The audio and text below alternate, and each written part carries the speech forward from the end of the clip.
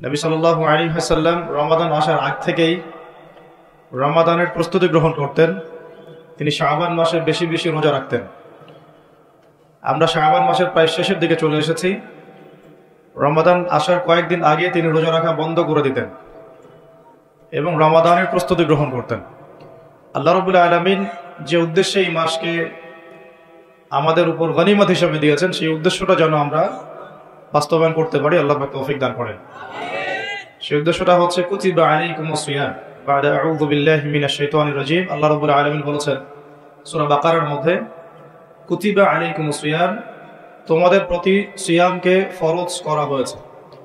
কুতিবা মানে অবধারিত করা হয়েছে, ম্যান্ডেটরি করা হয়েছে, অপশনাল না, ইচ্ছা হলেও রাখবা ইচ্ছা হলে রাখবা না এমন নয়। সিয়ামকে ফরজ করা হয়েছে কামা কুতিবা আলাল্লাযীনা মিন ক্বাবলিকুম, ঠিক যেভাবে তোমাদের পূর্ববর্তী উম্মতের উপরেও সাওমকে ফরজ করা হয়েছিল। জানলাম সাওম আমাদের উপরে ফরজ, জানলাম এই ফরজ আল্লাহ করেছেন, জানলাম এটা আমাদের উম্মতের উপর নতুন ফরজ নয়। এরকম সাওম আগের উম্মতের উপরেও কি ছিল। উদ্দেশ্য লাআল্লাকুম তাত্তাকুন, যাতে করে তোমরা তাকওয়া অবলম্বন করতে পারো। উদ্দেশ্য লাআল্লাকুম তাত্তাকুন, যাতে করে তোমরা তাকওয়া অর্জন করতে পারো। সাওমের উদ্দেশ্য লোক দেখানো আমল নয়, সাওমের উদ্দেশ্য না খেয়ে থাকা নয়, সাওমের উদ্দেশ্য পানি না খেয়ে থাকা নয়, স্ত্রী সহবাস ছেড়ে দেয়া না। সাওমের উদ্দেশ্য এই সবগুলো কাজের মধ্য দিয়ে আল্লাহ পাকের ভীতি তাকওয়া অর্জন করা। কেমন? গতকাল হয়তো অনেকে রোজা ছিলেন, বৃহস্পতিবার ছিল, হয়তো অনেকে কাজা সাওমগুলো রাখছেন বা অনেকে শাবানের সাওম রাখছেন। রোজা রাখা অবস্থায় আমরা কি পানি খেয়েছি? খাবার খাই? স্ত্রী সহবাস করি? খাবার খাওয়া হালাল না হারাম? পানি পান করা হালাল না হারাম? স্ত্রী বিয়ে করা স্ত্রী, তাকে স্পর্শ করা বা তার সাথে সময় কাটানো হালাল না হারাম? সাওম রেখে আল্লাহ পাকের সন্তুষ্টির জন্য আমি সব হালাল ছেড়ে দিলাম। কি ছাড়লাম?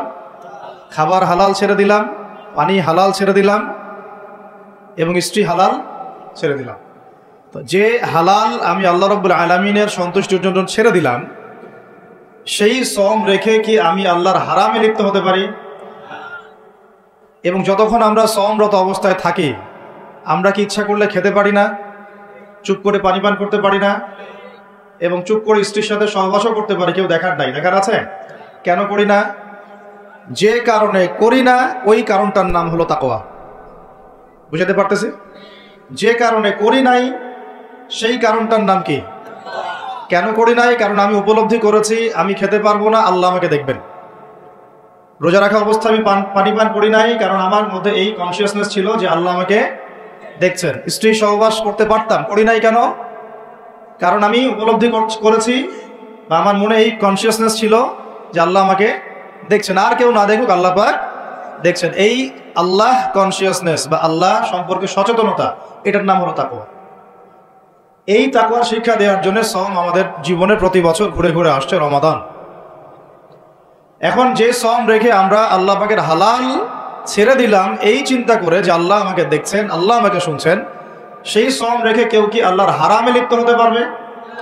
হলে কি রোজা এবং রমাদানের হক আদায় হবে? কথা কি বোঝা যাচ্ছে?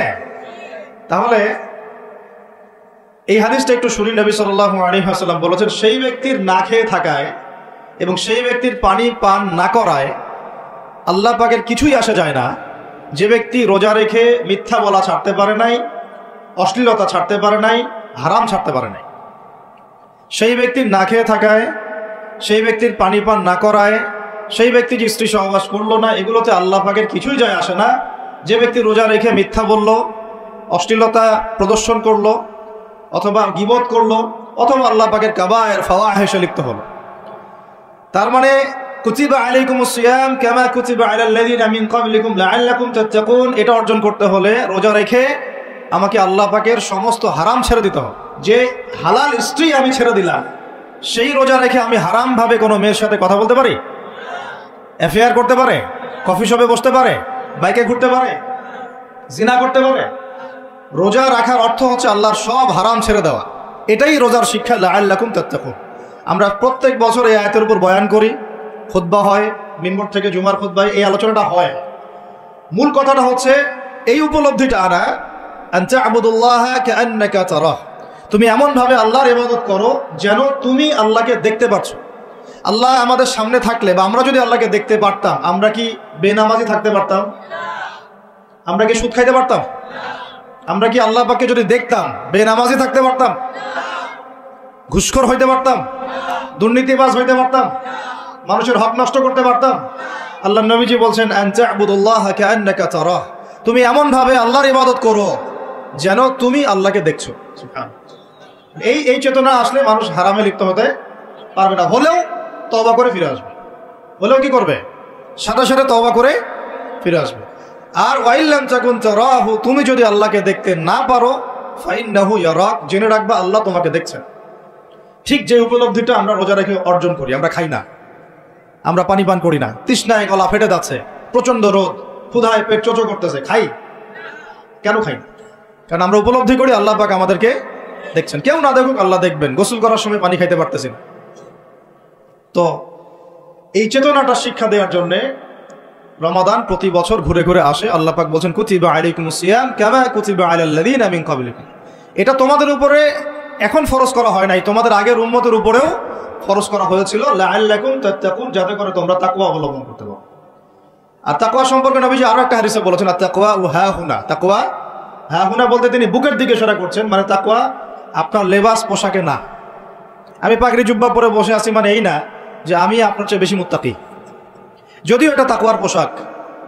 মুত্তাকি মানুষটা ঢিলা ঢালা পোশাক পরবেন, নবীর সুন্নত অনুসরণ করবেন, এটা একটা বৈশিষ্ট্য। কিন্তু এমন হতে পারে আমার চেয়ে আপনার তাকওয়া বেশি, হতে পারে কিনা? আর তাকওয়া হা হুনা, তাকওয়া কলিজার ভিতরে, কলমের ভিতরে। ওই আলহাজ টাইটেল লাগালেই যেমন জান্নাতে যাওয়া যাবে না, শুধু আলহাজ টাইটেল লাগালে কি জান্নাতে যাওয়া যাবে? আল্লাহ রাব্বুল আলামিন মানদণ্ড দিয়ে দিয়েছেন। মানদণ্ড, কে ভালো আল্লাহর কাছে, কে সম্মানিত, এটার মানদণ্ড আল্লাহ দিয়ে দিয়েছেন। ইন্না আকরামাকুম ইনদাল্লাহি আতকাকুম, তোমরা যত মানুষ পৃথিবীতে আছো তোমাদের মধ্যে আল্লাহর কাছে সবচেয়ে মকবুল, সম্মানিত, মর্যাদাবান মানুষ তারাই যারা এই তাকওয়ার পরীক্ষায় পাশ করেছে। তো এই তাকওয়ার শিক্ষাটা দেওয়ার জন্য রমাদান আসে। শিক্ষা নাম্বার 1, রোজা রাখবো রাখার মতো। রোজা রাখবো কি? যাতে তাকওয়া অর্জন করা যায়। রোজা রেখে আমি যেমন হালাল ছেড়ে দিয়েছি, রোজা রেখে আমাকে আমার সমস্ত হারাম ছাড়তে হবে। আর এই হারাম শুধু 1 মাস ছেড়ে দেবো এমন না, ঈদের চাঁদ উঠে যাবে, শয়তান ছাড়া পাবে, আমরা আবার শয়তানের সাথে আতাত করে চলা শুরু করব, এটা রমাদানের শিক্ষা না। ওই শিক্ষাটাকে সারা বছর ধরে রাখতে হবে, এটা হলো রমাদানের শিক্ষা। আপনারা খেয়াল করে দেখবেন রমাদান মাসে অনেকে পরহেজগার হয়ে যায়, ঈদের চাঁদ ওঠার সাথে সাথেই আমরা আবার শয়তানের দাসত্ব শুরু করি। ঈদের দিন চাঁদ রাত বলে আমরা একটা কথা বলি না, ওই রাত্রেই প্রমাণ হয় যে শয়তান ছাড়া পাইছে। যেভাবে ধুমধারাক্কা গান বাজনার, বেরাল্লাপনা, পিকনিক টিকনিক এগুলো হয়, বোঝা যায় শয়তান এতদিন বন্দী ছিল 1 মাস, এখন ছাড়া পাইছে। তো 1 নাম্বার নসিহত, রোজা রাখতে হবে রাখার মতো, যে রোজা আমাকে তাকওয়ার শিক্ষা দিবে। আল্লাহ পাক আমাদেরকে এইভাবে রোজা রাখার তৌফিক দান করুন। 2 নাম্বার, আল্লাহ পাক তার আগে একটা কথা বলে নেই, এরপরে ভুলে যাবো আর কি। এই যে শুনলেন কুতিবা আলাইকুমুস সিয়াম, কুতিবা আলাইকুমুস সিয়াম, শুনছেন? অনেকে তো জানে, এখানে তালেবে ইলম অনেকে আছেন, ওলামায়ে কেরাম আছেন, তাদেরকে ওয়াজ করার কিছু নাই আমার, আমি সাধারণ মানুষের জন্য বলছি। কুতিবা আলাইকুমুস সিয়ামের আগেও 2টা কথা আছে এই কিতাবে। সূরা বাকারার আয়াত বলছি, সূরা বাকারার মধ্যে কুতিবা আলাইকুমুস সিয়ামের আগেও কুতিবা আলাইকুম দিয়ে আরো 2টা কথা আছে, ঠিক আছে? এটা তো বুঝলেন কুতিবা আলাইকুমুস সিয়াম, সিয়াম ফরজ করা হয়েছে। ঠিক একটু আগে যাবেন, 2-1 পৃষ্ঠা আগে গিয়ে দেখবেন আল্লাহ পাক আয়াত নাজিল করেছেন কুতিবা আলাইকুমুল কিসাস, তোমাদের উপরে কিসাসকেও ফরজ করা হয়েছে। কি ফরজ করা হয়েছে? ওই যে কুতিবা আলাইকুমুস সিয়াম তো বুঝলো, এটা রোজা রাখতেছে 1 মাস, কুতিবা আলাইকুমুল কিসাস বুঝে না। কুতিবা আলাইকুমুল কিসাস আর কুতিবা আলাইকুমুস সিয়াম একই মিজানে না ভাইরা? বুঝতে পারতেছেন তো আপনারা? একই মিজানে, একই ওজনে না? তো কুতিবা আলাইকুমুল কিসাস, তোমাদের উপরে কিসাসকেও ফরজ করা হয়েছে। তোমাদের বলতে আমাদের সবার উপরে, মুসলিমদের উপরে। কিসাসটা কি? কিসাসটা কি? কেউ যদি কোনো ভাইকে অন্যায়ভাবে হত্যা করে, তাকেও সেভাবেই করতে হবে, এটা হলো কিসাস। হাতের বদলে হাত, চোখের বদলে চোখ, কি কানের বদলে কান, এমনকি দাঁতের বদলে দাঁত, এর নাম কিসাস। আছে বাংলার জমিনে? আছে? কুতিবা আলাইকুমুস সিয়াম আছে আমাদের সমাজে, কুতিবা আলাইকুমুল কিসাস জাদুঘরে আছে। কোথায় আছে? ওটা ইমপ্লিমেন্ট করতে গেলে জাতিসংঘ বলবে যে আমরা মৌলবাদী হয়ে গেছি। আপনারা পড়েন প্রত্যেক রাতে তাবারাকাল্লাযী বিয়াদিহিল মুলক, তাই না? সূরা মুলক তো পড়েন রাতে, রাতের বেলা সূরা মুলক পড়ার অভ্যাস করেন। নবী সাল্লাল্লাহু আলাইহি ওয়াসাল্লাম এই সূরাটাকে বলেছেন এই সূরা কবরের আযাব থেকে বাঁচাই দিবে ইনশাআল্লাহ। উসমান রাদিয়াল্লাহু আনহু সামনে জান্নাত জাহান্নামের আলোচনা করা হলে তিনি কাঁদতেন না, খুব কম কাঁদতেন। কিন্তু কবরস্থানে কবর দেখলে তার দাড়ি অশ্রু দিয়ে ভিজে যাইত। আর এই জায়গায় যে পার পাবে সে সব জায়গায় পার পেয়ে যাবে ইনশাআল্লাহ। ওই জায়গার একাকিত্বে ওই আযাব থেকে বাঁচাবে একটা সূরা, কি নাম? সবাই মুখস্থ করবেন ইনশাআল্লাহ। মাত্র 30টা আয়াত আছে। নবীজি বলেছেন এই সূরা তার পাঠকারীর জন্য সুপারিশ করবে আল্লাহর সামনে, মানে সুপারিশ করবে আল্লাহ পাকের সাথে জোর করবে, না আমার পাঠকারীকে মাফ করে দাও, দিতেই হবে। এক পর্যায়ে আল্লাহ পাক মাফ করে দিবেন ইনশাআল্লাহ।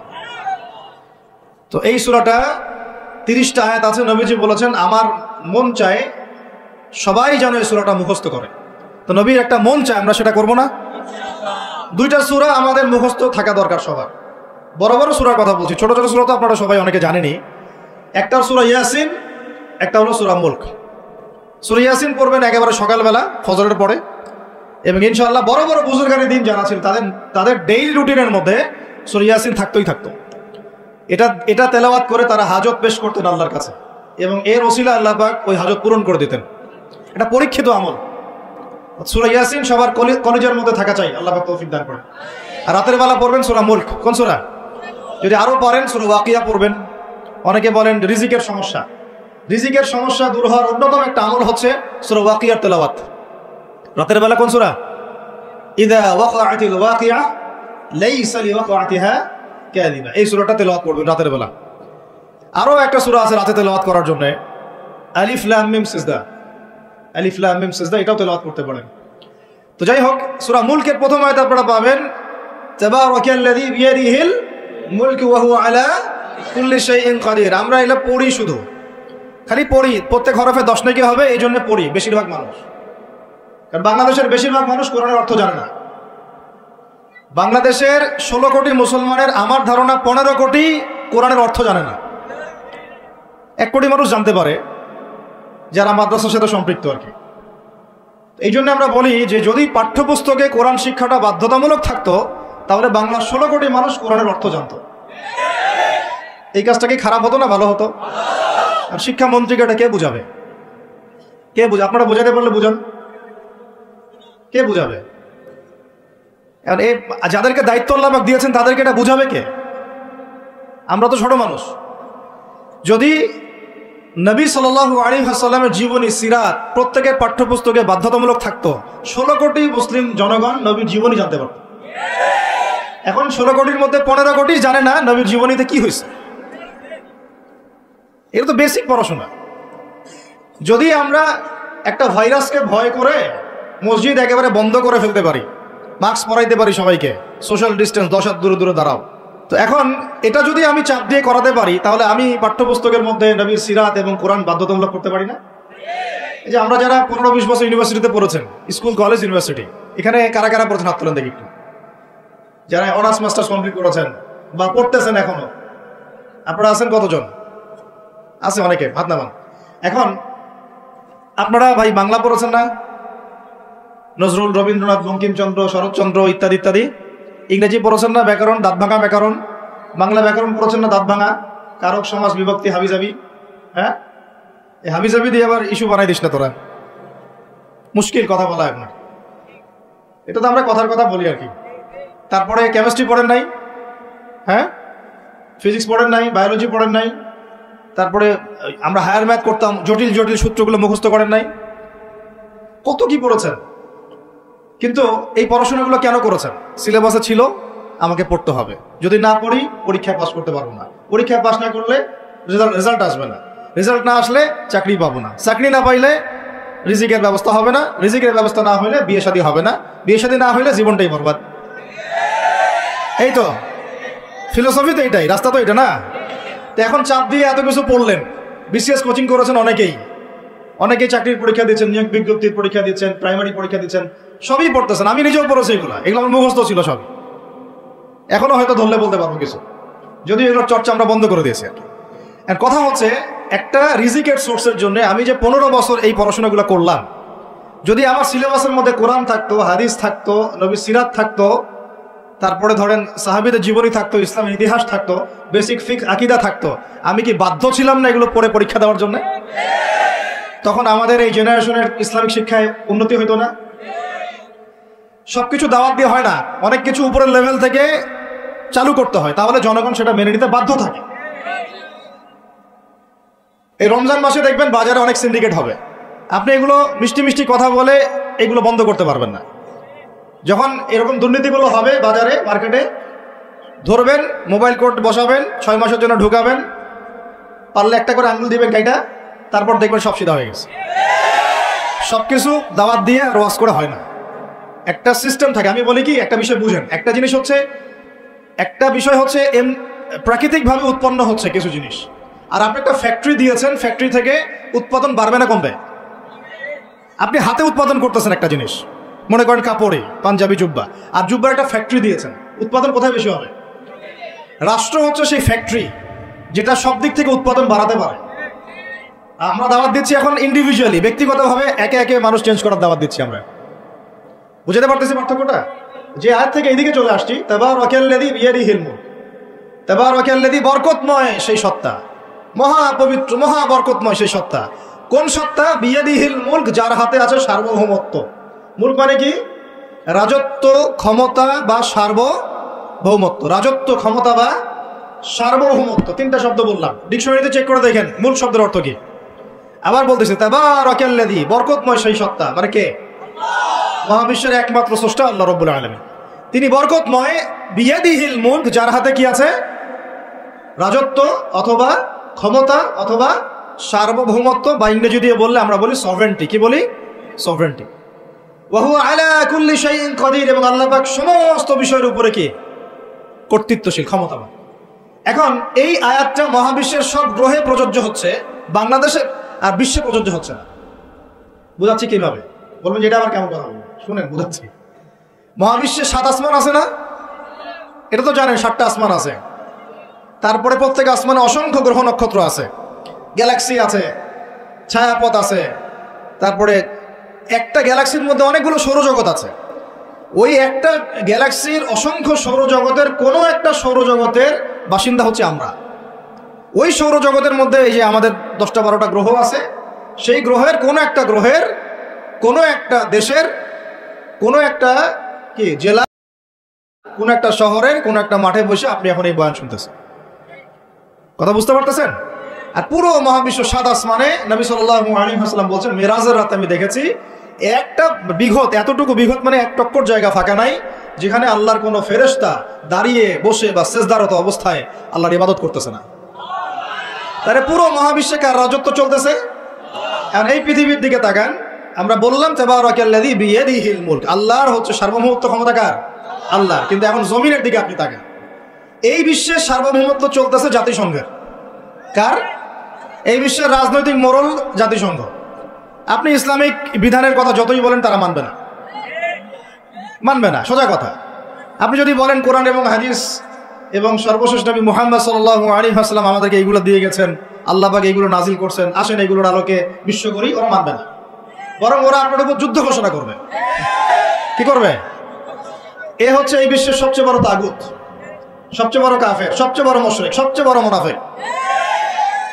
ও যদি বলে যে কোরআন বাদ দিতে হবে, আমার মাথায় যে বুঝ আসে ওই বুঝ অনুযায়ী চলবো, তাহলে সারা বিশ্ব বলবে হ্যাঁ এটাই ঠিক, নাউজুবিল্লাহ। অর্থনৈতিক মোড়ল সে যদি বলে আল্লাহ পাক কোরআনে সুদ হারাম করছেন, তো কি হয়েছে?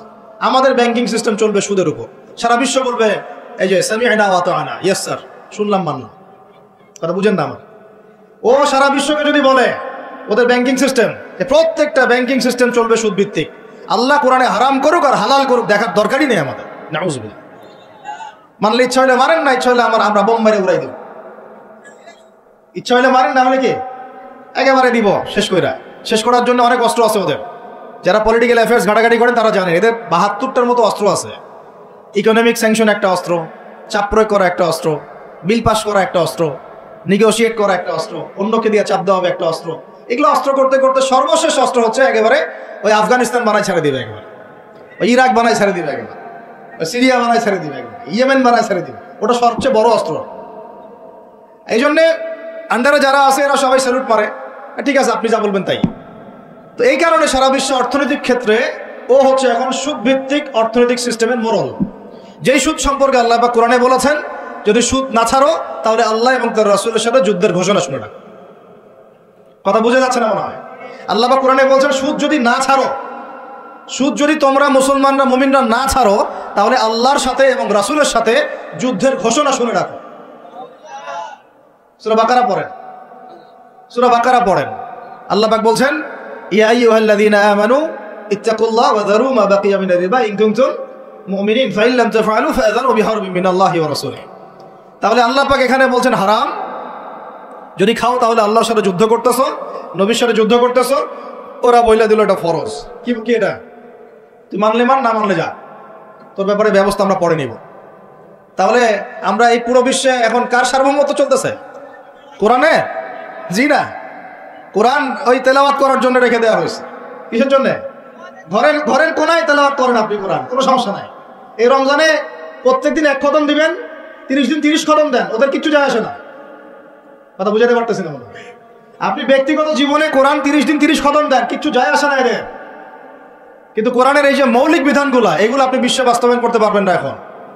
কারণ সার্বভৌমত্ব এখন আমরা আল্লাহর হাত থেকে কেড়ে নেওয়ার চেষ্টা করে তাগুতের হাতে দিয়ে দিয়েছি। এই কারণে বিশ্বের উপরে গজব ঘুরতেছে, যে কোনো সময় আসবে ইনশাআল্লাহ, যে কোনো সময় আসবে, এটা আমরা নিশ্চিত। আল্লাহ রাব্বুল আলামিনের গজব আসবেই আসবে। আল্লাহ রাব্বুল আলামিন এইখানে বলেছেন চুরি করলে হাত কেটে দিবা। কি করবা? ওই যে কিতাব আপনি 10 নেকির জন্য তেলাওয়াত করেন, প্রত্যেক হরফে কত নেকি হবে? 10 নেকি হবে। তেলাওয়াত করি মাশাআল্লাহ, 100 কদম দেন সারা জীবনে, কোনো সমস্যা নেই। তো ওই কিতাবের মধ্যেই সূরা মাইদা আল্লাহ বলেছেন যে চুরি করলে চোর কি করবা। তো এটা আপনি ওদেরকে বুঝাতে পারবেন না, এখন বুঝাতে পারবেন না। ওইটা তেলাওয়াত পর্যন্তই, ফুল স্টপ। তারপরে এমনি নরমালি যদি কেউ জিনা করে, সূরা নূর অনুযায়ী আল্লাহ রাব্বুল আলামিন বলছেন যে সূরা নূরের 2 এবং 3 নম্বর আয়াতে 100টা বেত্রাঘাত করবা জনসম্মুখে। কয়টা বেত্রাঘাত? বাংলাদেশের বহু ছেলে মেয়ে এখন 100 বেত্রাঘাত পাওয়ার শাস্তি মাথায় নিয়ে ঘুরতেছে তোমরা, নাউজুবিল্লাহ। যার শুরুটা হয় ওই টেক্সটের মাধ্যমে, তারপরে দেখা সাক্ষাৎ, তারপরে এইটা, তারপরে ওইটা। ঢাকা শহরে এর পরিসংখ্যান বেশি না কম? কত বেশি? কতগুলো ছেলে পাওয়া যাবে যারা এই পাপে লিপ্ত হয় নাই? কতগুলো মেয়ে পাওয়া যাবে যারা এই পাপে লিপ্ত হয় নাই? কতগুলো আপনি দেবর পাবেন যারা জেনা করে নাই? কতগুলো ভাবি পাবেন জেনা করে নাই? কতগুলো দুলাভাই পাবেন শালীর সাথে জেনা করে নাই? কতগুলো ছেলে পাবেন বিবাহিত ছেলে যারা বাইরে পরকিয়া করে নাই? শুধু আল্লাহ পাকই জানেন ভালো এই জাহিলিয়াতের মধ্যে কত পার্সেন্ট মানুষ পবিত্র থাকতে পারছে। শুধু আল্লাহ ভালো জানেন, আর কেউ জানে না। আমি বেশি বলতেও চাচ্ছি না, কারণ আমরা সবাই এই শহরেই থাকি। আর ঢাকাতে যারা থাকে তারা মোটামুটিভাবে একটা কিয়ামতের শহরেই থাকে, কারণ এখানে এমন কোনো পাপ নাই যেটা হচ্ছে না, এমন কোনো পাপ নাই। একেবারে প্রতারণা দিয়ে ভর্তি, উপর থেকে নিচ পর্যন্ত। এই শহরে প্রথম যে জিনিসটা উঠে গেছে এটা হচ্ছে বিশ্বাস। কি উঠে গেছে? দ্বিতীয় উঠে গেছে আমানতদারিতা। বিশ্বাস উঠে গেছে, এখানে নাই। আমানতদারিতা নাই। কে কার উপর দিয়ে টক্কর দিতে পারে, এটা হচ্ছে আমাদের এজেন্ডা আর কি। একটা রাস্তার যে ভিক্ষুক, এরও মাথায় যে এত শয়তানি বুদ্ধি, আর অন্য অন্য সেক্টর না হয় নাই বললাম। আপনার কাছে টাকা চাচ্ছে গাড়ির গ্লাসে নক করে, ও কিন্তু পাটা ভালোই আছে, ও ল্যাংড়ানোর অভিনয় করতেছে। কত বুদ্ধি! কেউ আবার ইচ্ছা করে একটা আঙ্গুল বা হাত কাটে নিয়েছে, ইচ্ছা করে কাটছে, সারা জীবন কোনো কাজ করা লাগবে না, এটা করেই খাবে। কেউ আবার ইচ্ছা করে হিজড়া হচ্ছে এই শহরে, এটা সারা জীবন কাজ করা লাগবে না, এমনিই খাবে। কত বুদ্ধি মানুষের মাথায়, চিন্তা করছেন? যাকে আপনি টাকা দিচ্ছেন 10 টাকা, ওর ফ্ল্যাট আছে, আপনার কিছুই নাই, ওরই জমি আছে, হিজড়ার সর্দার BMW চালায়, আর আপনি কোন রকম একটা এক্স করলা ম্যানেজ করতে পারেননি এখন পর্যন্ত। প্রতারণা দিয়ে ভর্তি, প্রতারণা, আমানতের খেয়ানত, দুর্নীতি, পদে পদে বাটপারি, আর কি বলবো, মানুষকে ঠকানো, জুলুম করা, সুযোগ পাইলেই সুযোগ নেওয়া, সুযোগ পাইলে একটু সুযোগ নেওয়া। আর বিভিন্ন জায়গায়, স্পেশালি কিছু কিছু বড় বড় জায়গায় এমন কিছু মানুষকে বসায় দেওয়া হয়েছে, যাদের মনে হয় ইসলামের নাম শুনলেই ভিতরে মানে তেলে বেগুনে জ্বলে ওঠে একেবারে, ইসলাম শব্দটা শুনলেই গায়ে জ্বালা শুরু হয় একেবারে। তো বেশি দিন নাই ইনশাআল্লাহ, হয় আল্লাহর গজবে এগুলো ধ্বংস হবে, অথবা ইনশাআল্লাহ তাআলা আবাবিল পাখি তো আর আসবে না পাথর ছুটতে। আবাবিল তো পাখির নাম না, আবাবিল মানে ঝাঁকে ঝাঁকে, মানে এটা তো ওই আবরাহার বাচ্চা আবরাহার যুগ না যে আবাবিল আসবে আর পাথর ফেলবে। আসবে, পাথর ফেলার প্রজন্ম তৈরি হবে ইনশাআল্লাহ। মূল সমস্যাই হচ্ছে করাপশন, দুর্নীতি, মূল সমস্যাই। এটা যদি না থাকতো সারা বিশ্বে বাংলাদেশকে টক্কর দেওয়ার মতো কান্ট্রি খুব কমই থাকতো। কে না জানে এগুলা, সবাই জানে, আর আমরা মেনেও নিয়েছি এগুলা ভাই, চুপচাপ মনে মনে মেনে নিয়েছি যে ওইখানে গেলে এত দেওয়া লাগবে, ওইখানে এত না দিলে আমার এটা হবে না, ওইখানে এটা দিতে হবে, ওইখানে এটা করতে হবে, আমরা মেনেও নিয়েছি মাশাআল্লাহ। আর যখন জুলুম মানুষ মেনে নেয় তখন আরো বড় জালেমকে আল্লাহ পাক চাপায় দেয়। এই জন্য আমাদের এই অবস্থা সংশোধন হচ্ছে না, ইল্লা মাশাআল্লাহ। আল্লাহ যে কবে করবেন আল্লাহ ভালো জানেন। তবে বিশ্বাস করেন, আপনারা বলেন যে এখন মুসলিম প্রধান দেশ, আমি একটা স্টেটমেন্ট দিয়ে দিচ্ছি এখন বসে বসে, এখন এটা হচ্ছে একটা মুনাফিক প্রধান দেশ। প্রমাণ করতে চাইলে আমার সাথে বসেন। মুনাফিকের আলামত যে কয়টা আছে, কি এক নাম্বার কি, কথা বললেই মিথ্যার উপর দাঁড়ায় আছেন সবগুলা। 2 নাম্বার, আমানত রাখলেই খেয়ানতের উপর খেয়ানত, খেয়ানতের উপর খেয়ানত। মনে করেন আমি একজন ইমাম সাহেব, আমি যদি আমার দায়িত্বে পালন ঠিক মতো না করে আমিও খেয়ানতকারী। এই যে লেকচার দিতে বসছি, এখন আমি যদি চিন্তা করি যে ডাইনে বামে কথা বলে সময় পার করে দেই, হক কথা বলার দরকার নাই, বললে আবার এটা সেইটা, আমি হচ্ছে এখানে এই চেয়ারের খেয়ানতকারী। প্রত্যেকটা ক্ষেত্রে চলতেছে এগুলা। 3 নাম্বার হচ্ছে যখনই ওয়াদা করে, কি করে বলেন তো, কয়জন ওয়াদা রাখি আমরা? মুসলিম ওয়াদা রাখছে, মুসলমান রাখে না। দুধ কিনতে যাবেন, আমরা হিন্দু ভাইয়ের দোকান খুঁজতেছি, ও পানি মিশাবে না, আপনার কনফিডেন্স তৈরি হয়ে গেছে। মুসলমানের দোকানে যান না কেন, ও পানি মিশাবে। কি একটা অবস্থা, কি একটা অবস্থা। নবী সাল্লাল্লাহু আলাইহি ওয়াসাল্লাম একদিন এভাবে লেকচার দিচ্ছেন, মানে খুতবা দিচ্ছেন। একজন দাঁড়িয়ে বলছেন সাহাবী যে কবে কিয়ামত হবে ইয়া রাসূলুল্লাহ? তিনি বলছেন যে যখন দেখবা যে অনুপযুক্ত ব্যক্তির হাতে দায়িত্ব অর্পণ করা হয়েছে তখন ফান্তাজুরিস সাআ, কিয়ামতের অপেক্ষা করতে হবে।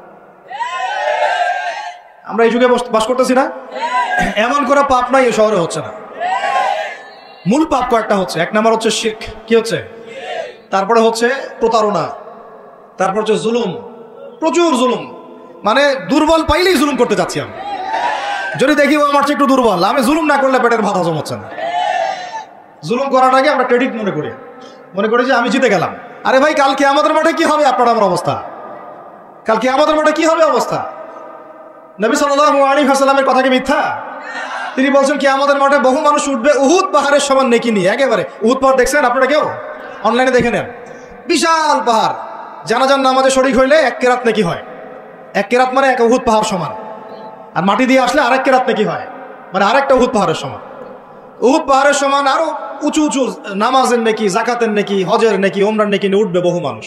আমরাই হয়তো বা তারা, আল্লাহ পাক আমাদেরকে মাফ করুন। আমি ওঠার পরে বহু মানুষ সামনে দাঁড়ায় থাকবে। কাউকে গালি দিছে, কাউকে অন্যায়ভাবে মারছে, কাউকে রিমান্ডে নিয়ে একেবারে পেদানি দিছে, নির্দোষ ছিল, কারো নামে মিথ্যা মামলা দিছে, কারো নামে অপবাদ ছড়াইছে। বেচারা ভালো ছিল, সৎ ছিল, অপবাদ ছড়াই দিছে। কারো নামে ধরেন যে কারো গীবত করছে, কারো টাকা নিয়ে টাকা দেয় নাই, হ্যাঁ, কারো জমি আত্মসাৎ করে খাইছে, ভূমিদস্যু ছিল। মানে মানুষের সাথে জড়িত পাপ ছিল। কি ছিল? অন্যের সাথে জড়িত, মানে অন্যের হক নষ্ট করছে আর কি, অন্যের। এখন আল্লাহ পাক বলবেন যে তোমার এই ঋণ এখন শোধ করো। ওই দিন তো ঋণ শোধ করার কোনো বুদ্ধি আছে? বুদ্ধি নেই। এখন কি পদ্ধতি?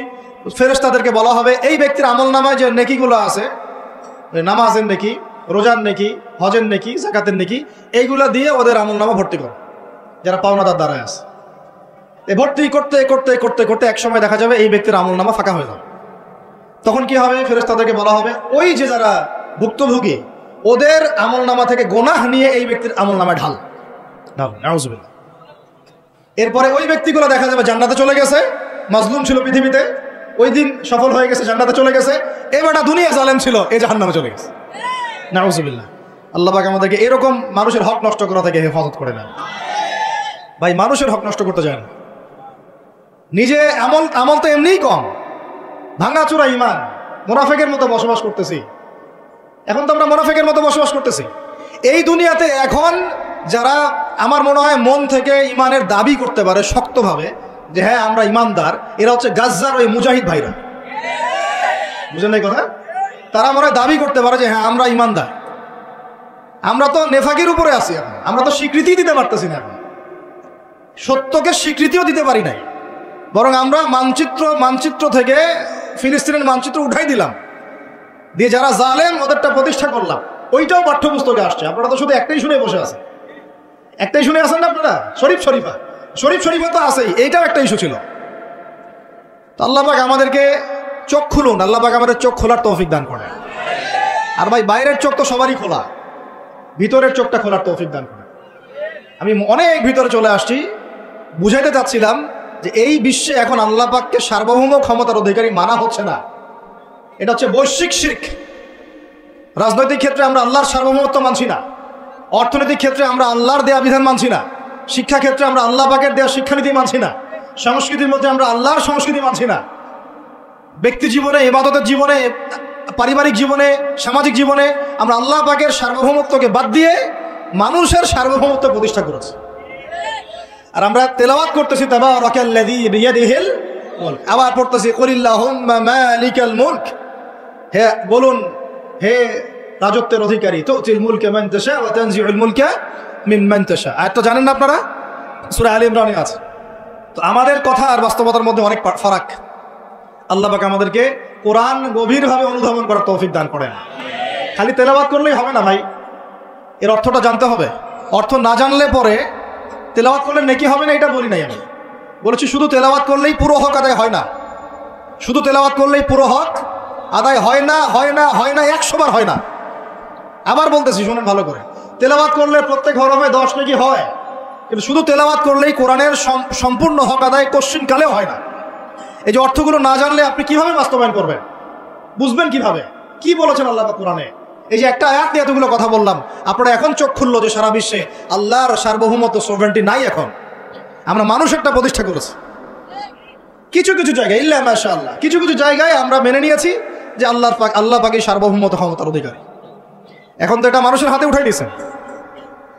আল্লাহ পাক আমাদেরকে পাঠাইছেন দুনিয়াতে তার খলিফা হিসেবে। কি হিসেবে? তো আল্লাহর খলিফার কাজ কি? শয়তানের দাসত্ব করবে না আল্লাহর? বলেন, আল্লাহর খলিফার বৈশিষ্ট্য কি, ফাংশন কি? সে কি শয়তানের দাসত্ব করবে না আল্লাহর? সে কি আল্লাহর বিধান মানবে না শয়তানের?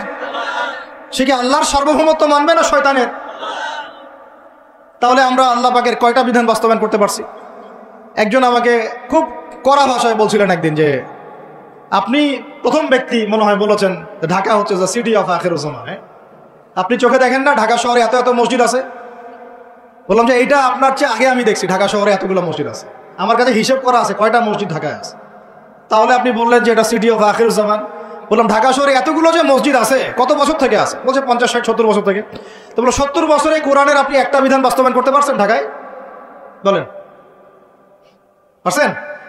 ঢাকা শহরে কি চোরের হাত কাটা হয়? ঢাকা শহরে কি ওই যে জেনার শাস্তি দেওয়া হয়? মদ পান করলে 40 লাঠি দেওয়া হয়? ব্যভিচার করলে রজম দেওয়া হয়? ধর্ষণ করলে প্রকাশ্যে হয়? মসজিদ দিয়ে কি করবেন আপনি? বলেন, এতগুলো মসজিদ দিয়ে কি করবেন? মসজিদে আমরা নামাজ পড়ি, ব্যক্তিগত ইবাদত। আর মানুষের বাঙালিকে কারা জানি বুঝাইছে সারা জীবন যত ইচ্ছা পাপ কর, শেষ জীবন একটা মসজিদ বানায় যাইস বা মসজিদের সভাপতি হয়ে থাকিস, ঠিক আছে? যত ইচ্ছা কর, যা ইচ্ছা কর, সুদ খা, ঘুষ খা, সব কর, শেষে একটা মসজিদ বানাই দিস। কারণ হাদিসটা হচ্ছে মান বানা লিল্লাহি মাসাজিদান বানাল্লাহু বাইতান ফিল জান্নাহ। কেউ যদি আল্লাহর জন্য একটা মসজিদ বানায়, আল্লাহ পাক তার জন্য জান্নাতে একটা ঘর বানাবে।